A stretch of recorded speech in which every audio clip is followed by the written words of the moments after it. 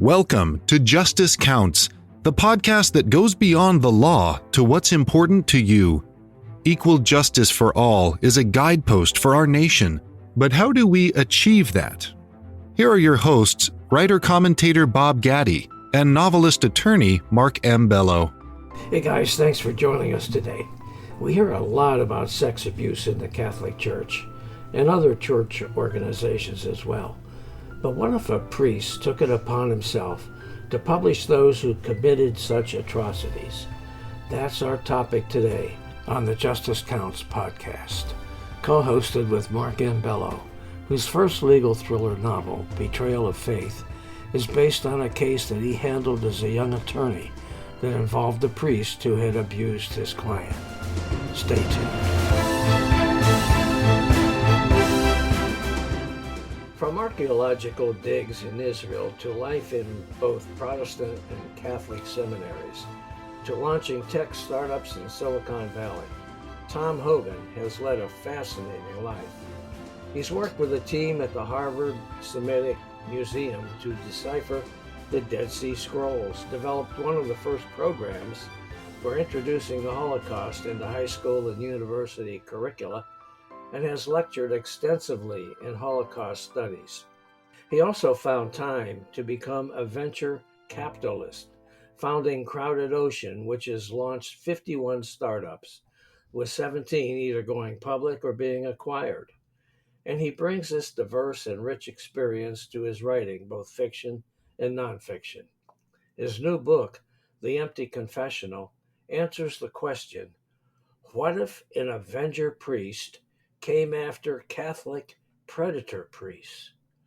While sexual abuse and pedophilia in the Catholic Church have been in the headlines for decades, The Empty Confessional explores the issue in a unique way. The author goes inside the head of a young priest who has decided to become an avenger. Tom Hogan, welcome to Justice Counts and Lean to the Left. Great. Thanks for having me, guys. Tom, it sounds so fascinating to me. I'm so happy to meet you. As you may know, I was one of the first attorneys to hold the Catholic Church accountable in a child sexual abuse case. I understand that you, from a completely different perspective, have been equally angered and frustrated by the abuse scandal, and that many perpetrators have gone unpunished. You vowed to do something about it. The book is one example of that. You've pushed for a zero tolerance policy in the church, and you've demanded that they open their records to authorities. How is that effort going? I would say slow. I believe we have the right pope in place, but certainly not the right hierarchy beneath him. I think it's encouraging that, for example, I think it was last week, he was in Canada apologizing for the practices there with the indigenous tribes. And I think he's taking the right steps towards holding priests accountable. Mostly, though, he needs to move up the ladder and be doing that at the archbishop and cardinal levels, and holding those people accountable for the activities within their areas of expertise or authority, and that's not happening. That's for sure. I mean, that's what I experienced when I handled the case years and years ago, and if it's still happening, it continues to be the shock of my life. It blows my mind. But Yeah. By the way, one of the things that I found interesting in your book was the discussion about former popes and their conservative/liberal leanings. I had no idea that this pope was conservative and that pope was liberal. The average non-Catholic citizen doesn't really know that there's a political slant to these guys. But be that as it may, you write this book. My book, Betrayal of Faith, is very, very fictionalized. It's a fictionalized version of the case I handled. You call your book The Empty Confessional, and you call it fiction laced with truth. Tell us about that. How much of your book is fiction, and how much of it is fact? Well, I mean, one question that I obviously get asked is, do I have any personal experience? Was I ever, the object of any kind of sexual assault by a priest growing up? And the answer is no. I mean, I led a very not sheltered life, but the priests that I met, unless they were playing a great shell game, were great guys. I was pretty active, studying to be a Catholic priest early on, and I didn't run into any of this. It wasn't really until I got in the seminary system and was looking around at who my compatriots were and what the Catholic hierarchy looked like that I started to realize that there was something systemic rather than just individual. It's like, I mean, how many bad apples can you have before you realize that the whole orchard is bad? And the Catholic Church, as you've seen, Mark, is always working off well, that's just a corner case. Well, no, it isn't. It's more than a corner case, and the system that supports it is still very much there today, where they deny first, then they transfer, then they reassign, and then they pay out whatever fines are associated with the more determined victims that go forward. But nothing's changed from that standpoint that I can see. So you were in a seminary? Yeah, I started in the Catholic seminary system and decided that it wasn't for me pretty early on, but I liked what I was studying. And so I stayed a religious studies scholar and focused on biblical archaeology, went on digs in Israel, came back, as you mentioned, and worked in the Semitic Museum.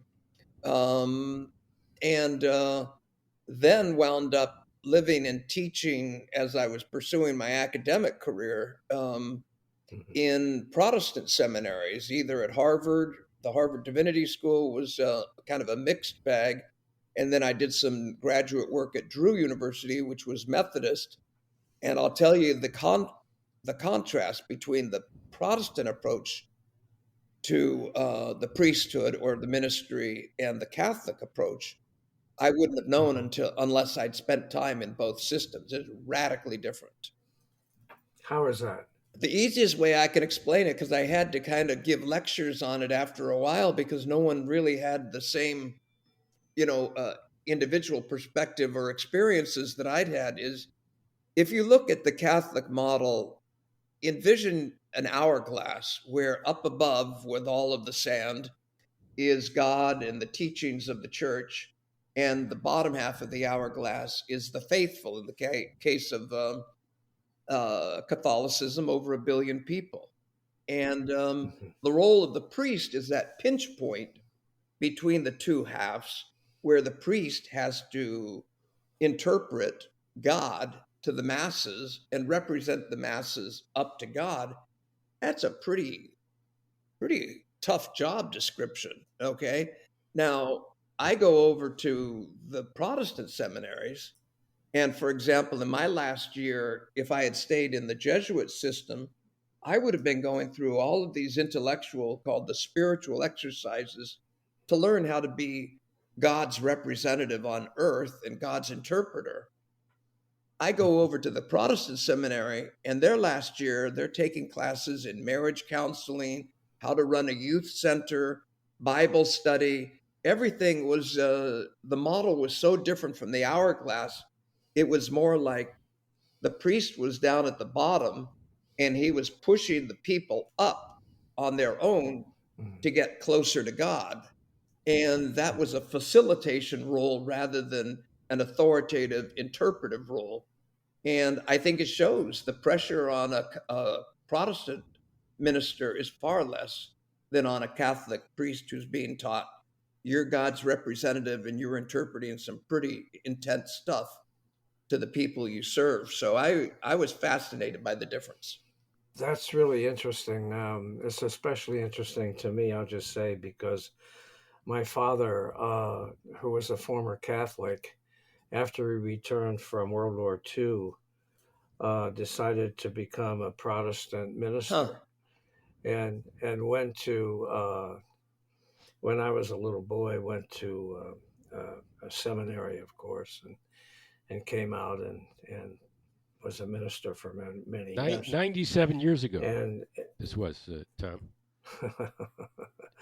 yeah, but so that's just an interesting parallel that you draw. And you say that you're a refugee from the seminary. Why did you say that? My experience with Catholicism was the exact opposite of your father's. My father went to World War II, and he was a street Hmm. kid from Brooklyn. And when he was over in the Asian theater, the Pacific theater, he Right. saw enough death and destruction and whatever. He was a bombardier on top of everything else that he had some radical conversion to Catholicism over there and Yeah. came back, a dyed in the wool, my church, right or wrong, Catholic. And, I Uh-huh. grew up kind of not questioning the church. When I got closer to the church through the seminary system, the questions were there, the answers weren't. And so I left. So I am a refugee, but, I certainly have an understanding of why people, are even in today's environment, which is getting a little bit more secular, they'll still hold on as much as they can to the Catholic identity. One of my inside sources tells me that Herman Melville read the Empty Confessional and is quoted as saying, "I wish I'd written this book rather than Moby Dick." That's quite a compliment for someone like Melville. Do you care to comment on his comment?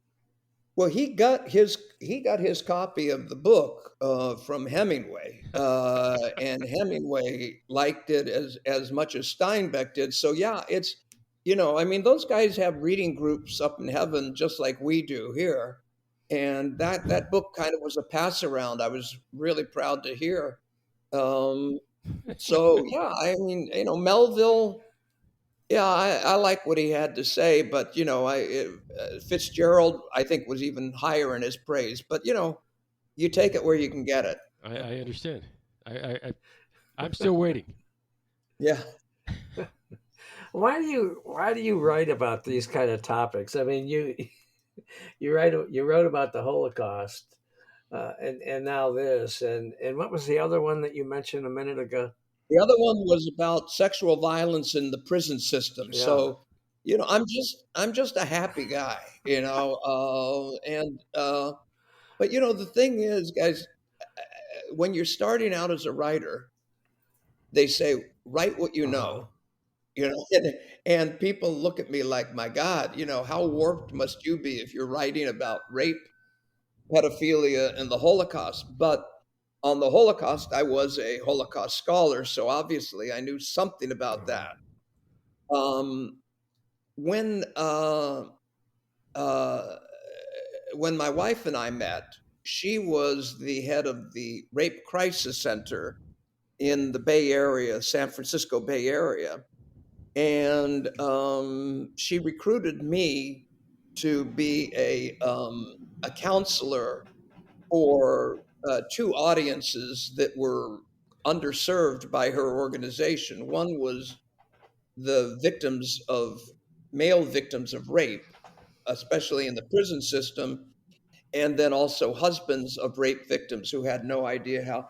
So I wound up knowing a bit about that. So when I wrote about it, there was a certain amount of not authority, but knowledge behind it. So those two things, I did write about what I knew. And then obviously with pedophilia, I knew enough about the church.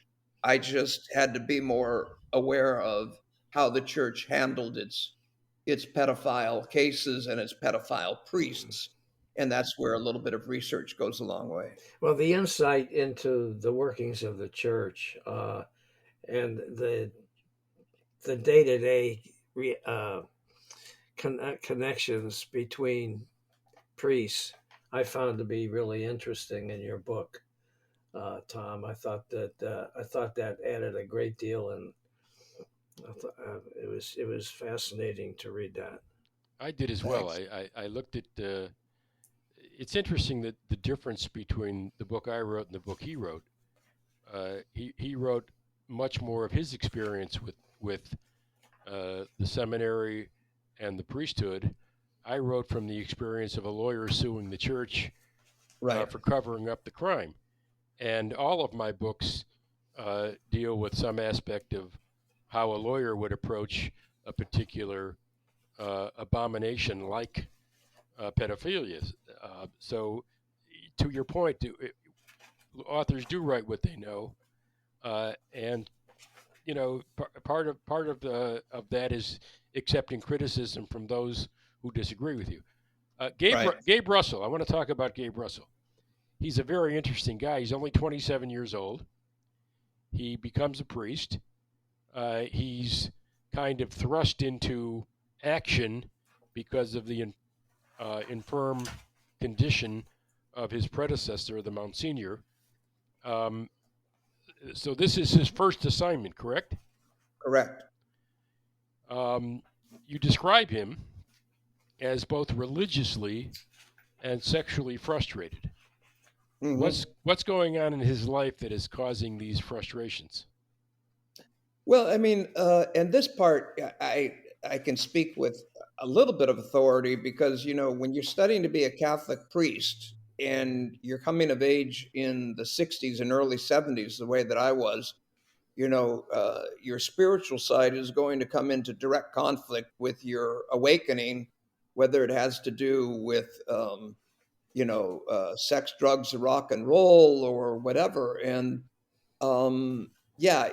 it's a very hard thing for someone to get their hands around of how would a person, especially, coming out of California in the 60s, decide to dedicate themselves to a life of chastity and et cetera, et cetera. And the more that I saw of the people who were doing that, it seemed like there were people who were really dedicated, but those people could find other outlets like the Peace Corps or Vista or whatever. Whereas before the 60s, that didn't exist, and you could see priests who got into the Catholicism because they could do good works in the parish. Well, now you had other outlets for that where you could still get married, still have sex, et cetera. So the people who were Catholic and wanted to be priests were, to a certain degree, I started viewing with suspicion. There were still the great guys who would be that great church leader in the church, in the community, and doing good works with the poor. But more of them seemed to be headed for the hierarchy, and they wanted to be kind of tucked away from civilization and temptation. And those were the guys who were making all the decisions, including, as you were talking about, Mark, about hiding or forgiving or excusing, the pedophile priests in their ranks. And it took a long time to get your hands. I still don't have I'm like you guys. I still can't get my mind or my emotions in line with someone who does that kind of stuff, who bends a kid over a desk and rapes him and then says church the next day. Oh, right. Yeah. I as much as I like to think that I've got a good imagination and I'm certainly an empathetic person, I can't even begin to get my hands around that dichotomy. Well, but he's a sick man. Yeah. But how many sick men are there, Mark? That's the point. I agree, and I certainly also believe that it's not limited to the Catholic Church. But what is limited to the Catholic Church seems to be this ability, for whatever reason, whether it's a shortage of priests or whatever, of someone in power who finds out about this behavior and not only excuses it, but covers it up and moves him along to the next parish without ever telling the unsuspecting parishioners who their new assistant pastor is.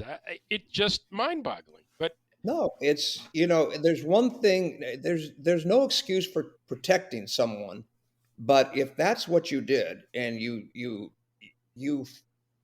took them out of the reach of secular society, meaning that you got them out of the reach of the police force, for example, and you put them in a seminary or a monastery, I wouldn't I wouldn't say that's acceptable, but I'd understand it. Right. But when you enable it, where you take that person, you slap them on the wrist, you put them in a 60-day spiritual retreat, and the next thing you know, they've got an assignment is Fresno. You know, again, that's another argument or empathy that I completely lack. I just can't understand how a guy would do that and just say, "Well, that's my job." The priest in my actual case, not the book, Mhm. but in the actual case, went to prison for a little less than a year, gets out of Mhm. prison, and then gets transferred to Cleveland. Yeah, It's mind-boggling. Anyway, yeah, and back to our. Oh, go ahead, Bob. Yeah, I just wanted to say that to me, even the most disgusting part of that is that they tell the kid that this is somehow part of what they should that God wants it to happen. yeah. That is just sick. They have a role. They have a role in that God wants this to happen so that the priest can be a better priest or whatever. Yeah, And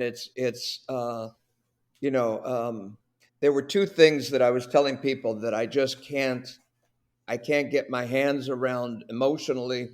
One of them we've just talked about, and that is that moment where you call a kid into your office or into the sacristy or wherever it is, and you cross that Rubicon from dirty talk to exposing yourself and telling them what you want them to do and how you explain it to them as God's will. I can't get my hands around yeah, that.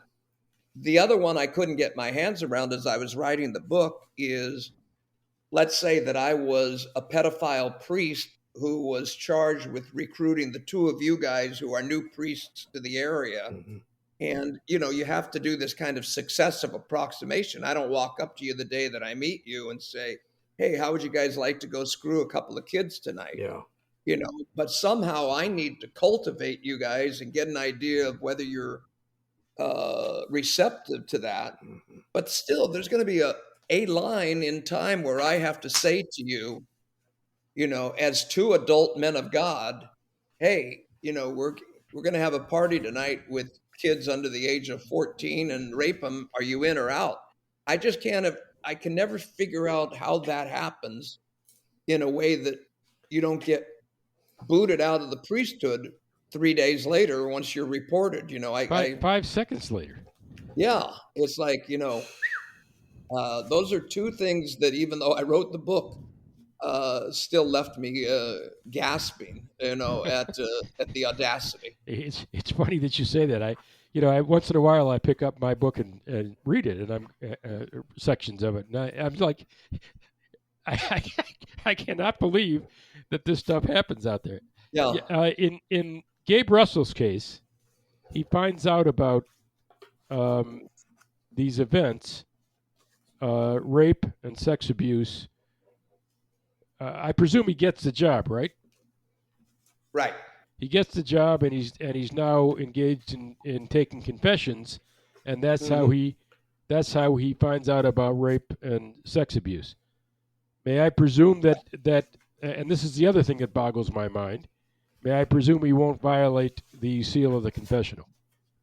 Correct.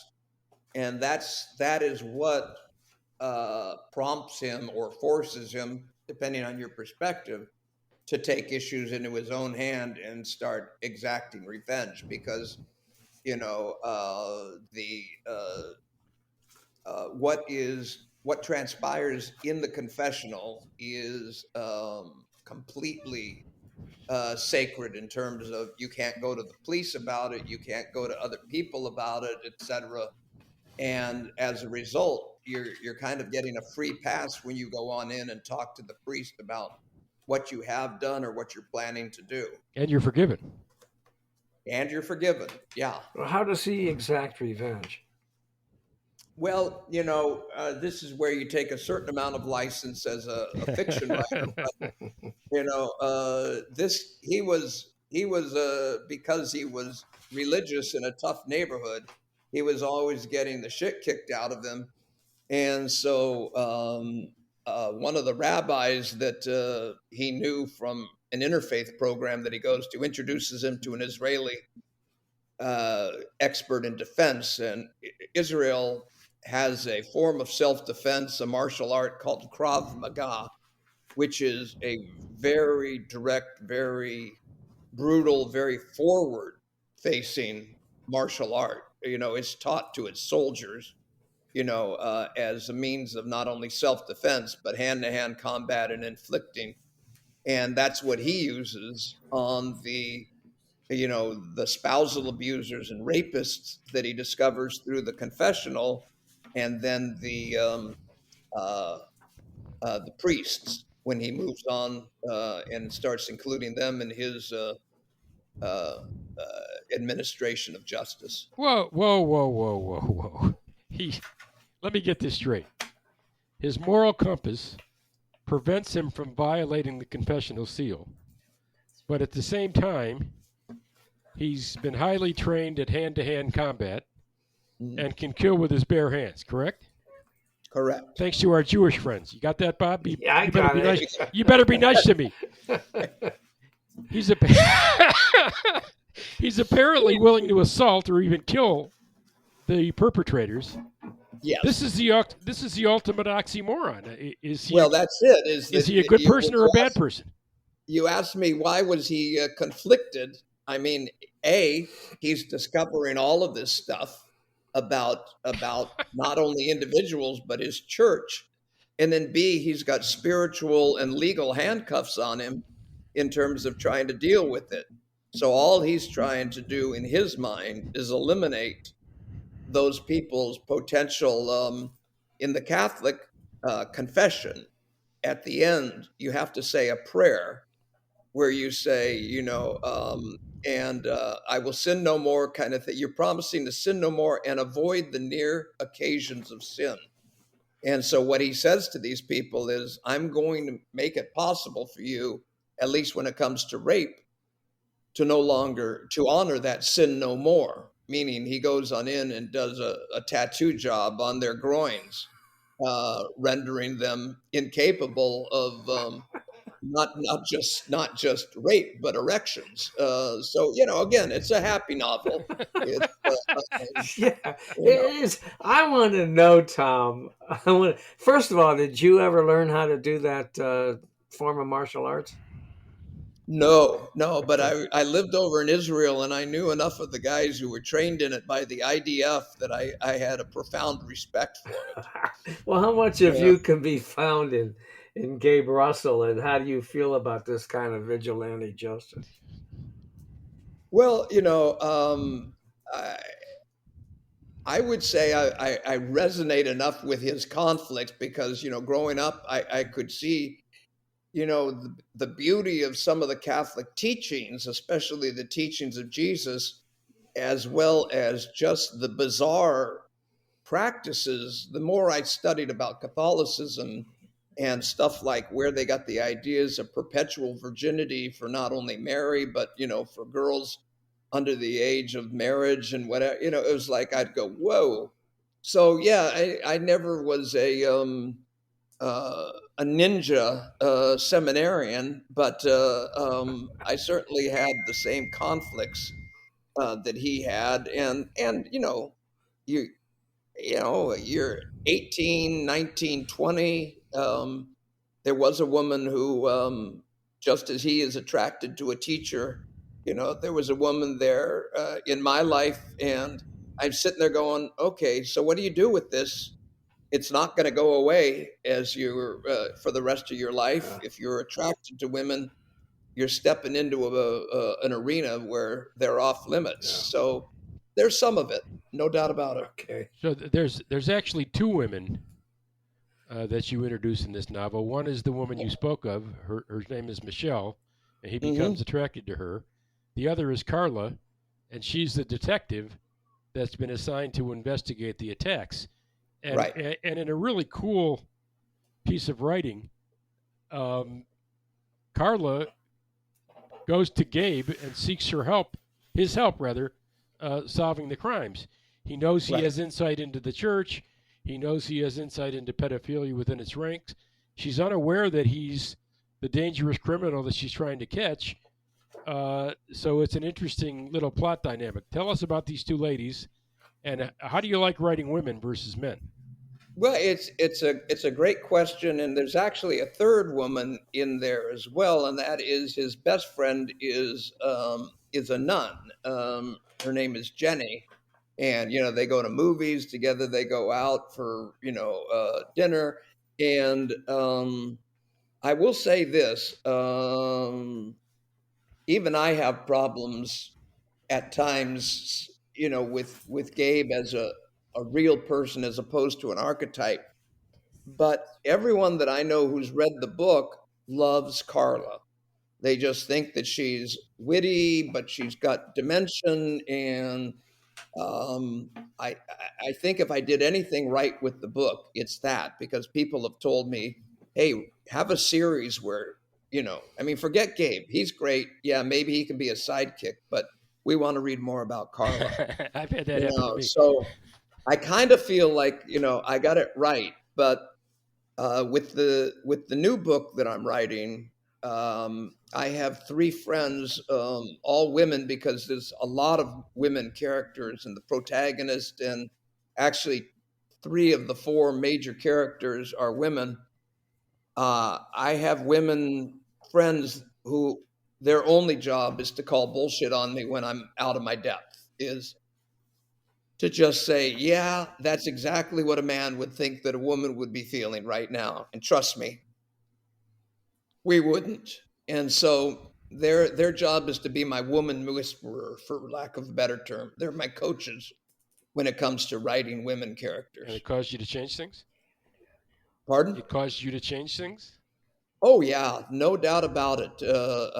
And they were at work uh, uh, with the Empty Confessional too. I mean, for example, the first draft of the book ended with Gabe killing Michelle's husband, and it was Spoiler the alert. women who called bullshit on that and just said, that's happening too fast. He deserves to be punished, but not to be killed. And that's when I came up with the ending that I did have, and I think it was a lot stronger ending, and it was their doing, not mine. As a nice Jewish boy, I also find it fascinating that you wrote a book called The Devil's Breath, which features a Jewish protagonist. Right. Were you comfortable writing this Jewish detective? Yeah, I was, only because, teaching Holocaust for all those years and living in Israel, people would say, you know more about Judaism than we do, or you're an honorary Jew, or at times I would be introduced at the synagogues where I was teaching as, ish kavod, which in Hebrew is, a man of honor, or, one of us kind of thing. So I don't presume to know at all what it's like to be in a camp, you know. But I knew enough about the traditions and the culture and the personalities of the Holocaust survivors that I'd worked with, to humanize them. And then, you know, um, I just really wanted a good relationship as much as possible within the camp structure between a husband and a wife, two equal partners from the ghetto, who are now thrust together in the camps to solve a crime. Interesting. Is there anything else you want us to know, Tom, about you and your work that we haven't covered?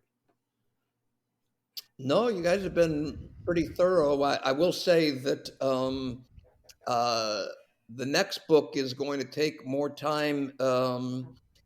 to develop, because even though it's Write What You Know and it's based in Silicon Valley, which, as you said in your intro, I know pretty well from having worked there and launched all these companies.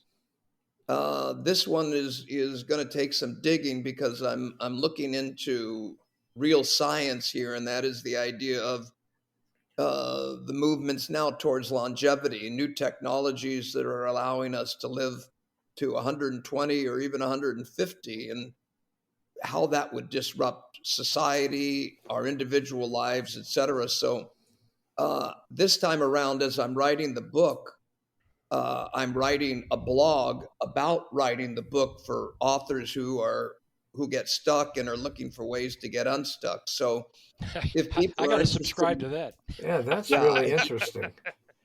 So the idea is, I mean, for example, even though the 3 books that I've written so far, the novels, have all done very well critically, this one's a more complex book. And so I hired a woman who's got a great experience as a coach. And, I presented her with the idea, and she goes, "You got a great idea here, but you don't have a novel."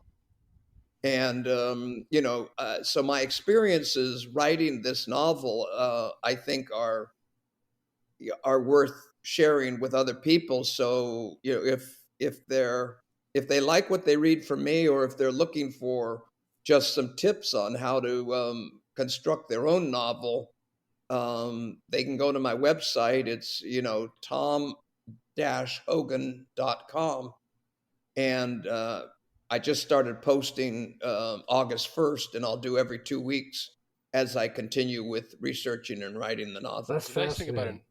the nice thing about a novel, though, is that you don't have to get it exactly right. Exactly. Yeah. So where can people find Empty Confessional and your other novels? All of them are available through Amazon and Barnes and Noble, and more, interest or news or other writings. They can go to my website again, www.tom-hogan.com. Okay. We got a little time, and we told you that the show is going to be on both Bob's Lean to the Left and My Yeah. Justice Counts. Bob's show is more political. My show is more legal. And I came across a blog you wrote while doing research for this show, and I wanted to ask you about it. This Yeah. notion of Gumby Catholics. You say you've never used the term to someone's face. I want to give you the opportunity to use it to someone's face today. What Okay. exactly is a Gumby Catholic? Well, what I was writing about was I've been around Gumby Catholics all of my life, and what I was doing in that blog was comparing them to Gumby Republicans, which I think are a newer phenomenon. And I'll start with the easy one, and that is the Gumby Republicans, where they'll say, I hate Trump, I hate his whatever, but I'm a Republican, or I'm pro-life. I mean, I'm pro-choice, and I think a woman, but I'm a Republican, etc. It reminded me of growing up and hearing all of these people, and it's even more, I think, on the East Coast than it is on the West Coast, where they will do everything. They will contort themselves, which is why I use the term Gumby for those people who don't know who Gumby is. He was a little flexible rubber figure that you could twist and contort into any shape you I wanted. love Gumby. Yeah, and this is what I see Catholics that I'm familiar with. They'll say, "Hey, listen, I'm Catholic, but I don't agree that the Pope is infallible. I'm Catholic, but I don't agree with the church's teachings on sexuality and abortion. I'm Catholic, but I think priests should be able to marry. I'm Catholic, but I don't think homosexuality is a sin. I'm Catholic, but I think women should be priests." And at a certain point in time, as they're consorting themselves into these Gumby-like, figures, I would stop them and I would say, "Hey, listen, there is a word for what you're describing. It's called Episcopalian." Okay? And you would think that I had slapped them in the face. They would go, "No, I'm a Catholic." And back east, where you have the more neighborhood still feel of the Portuguese or the Italian or the whatever, yeah, that Catholic identity is critical, even if they can't intellectually come to grips with all of the teachings that they have such problems with. So, Are there Gumby Democrats too? oh, absolutely. I mean, I think probably any Democrat that's this big tent Democrat thing hurts the Democrats as much as it helps them. Any party that thinks that it can hold Joe Manchin and AOC in the same big tent is fooling itself, and we've seen that for the last 2 years of a Democratic Congress and Democratic presidency. Yeah. Absolutely. There's Gumby everything. Catholics. I mean, there's Gumby Jews, in the sense of, they'll say I'm Jewish, but, I haven't been inside a synagogue in whatever. But that's not the same as a Gumby Catholic, where there's about 11 different contortions intellectually that you need to make to still call yourself a good Catholic. So I guess as far as the Republicans are concerned, they'd be the rhinos, what Trump calls the Republicans in name only, the rhinos. Right. They'd be really Gumby Republicans. I would say, Gumby's better because you could do a nice visual with Gumby. Yeah. Yeah, I used to call them contortionist Catholics, but it didn't have the same ring as, obviously Mark, fixated on the Gumby element of it, and I think that's great. So, yeah. Well, we're about out of time, Tom and Mark. This has been really a great discussion and fascinating. Tom, thanks for being with us today, and good luck with your new book. And with the one you're working on. And I want to check out can we subscribe to your blog, or do we just have to remember to check every 2 weeks? No, you can subscribe, and we'll put you on the list, and it'll pump out to you every 2 weeks. Cool. Okay. Great. And thanks for the opportunity today, guys. I really appreciated it. Well, thanks everybody for listening. You know what? If you haven't done so already, please check out Mark Bello's Ripped from the Headlines legal thrillers. All of them are available at Amazon and other major online booksellers. Mark has quite the hero in attorney Zachary Blake, who fights for justice on all fronts. His books are Betrayal of Faith, the one we've been talking about, in connection with Tom's book today. Betrayal of Justice, Betrayal in Blue, Betrayal in Black, Betrayal High, Supreme Betrayal, Betrayal at the Border, and his latest, You Have the Right to Remain Silent. For more information, just check markmbello.com. Now until next time, this is Bob Gatty for Mark Bello, signing off from Justice Counts.